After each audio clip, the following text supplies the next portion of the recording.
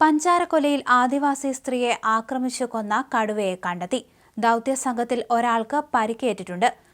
ഇവർക്ക് നേരെയും വന്യജീവി ആക്രമണം ഉണ്ടായിരിക്കുകയാണ്. കടുവയുടെ ആക്രമണത്തിലാണ് ദൗത്യസംഘത്തിൽ ഒരാൾക്ക് പരിക്കേറ്റിരിക്കുന്നത്. ഇദ്ദേഹത്തെ ആശുപത്രിയിലേക്ക് മാറ്റിയിരിക്കുകയാണ്. കടുവയുടെ ആക്രമണം ഉണ്ടായി എന്ന് AK ശശീന്ദ്രൻ സ്ഥിരീകരിച്ചിട്ടുണ്ട്. അതേസമയം കടുവ കൂട്ടിൽ കുടുങ്ങിയാൽ മൃഗശാലയിലേക്ക് മാറ്റും. കുട്ടികളെ സ്കൂളിൽ എത്തിക്കാൻ 6 വാഹനങ്ങൾ സജ്ജീകരിച്ചിട്ടുണ്ട്. കടുവ ആക്രമണത്തിൽ കൊല്ലപ്പെട്ട രാധയുടെ കുടുംബത്തിലെ ഒരാൾക്ക് ഫെബ്രുവരി 1 മുതൽ താൽക്കാലിക ജോലി നൽകും. കുടുംബത്തിനുള്ള ബാക്കി നഷ്ടപരിഹാരം ഉടൻ നൽകും. സമരക്കാർ ഉന്നയിച്ച ആവശ്യങ്ങൾ അംഗീകരിച്ചുവെന്നും ഇതുവരെ പ്രദേശവാസികൾ നടത്തിയ സമരത്തിൽ കേസെടുക്കില്ലെന്നും ADM അറിയിച്ചു. അതേസമയം നരഭോജി കടുവ സാന്നിധ്യ പ്രദേശങ്ങളിൽ ജനങ്ങൾ കൂടുതൽ ജാഗ്രത പാലിക്കണമെന്നും അടിയന്തര ഘട്ടങ്ങളിൽ ആവശ്യങ്ങൾക്കായി പോലീസിനെ വിളിക്കണമെന്നും വയനാട് ജില്ലാ പോലീസ് മേധാവി അറിയിച്ചു.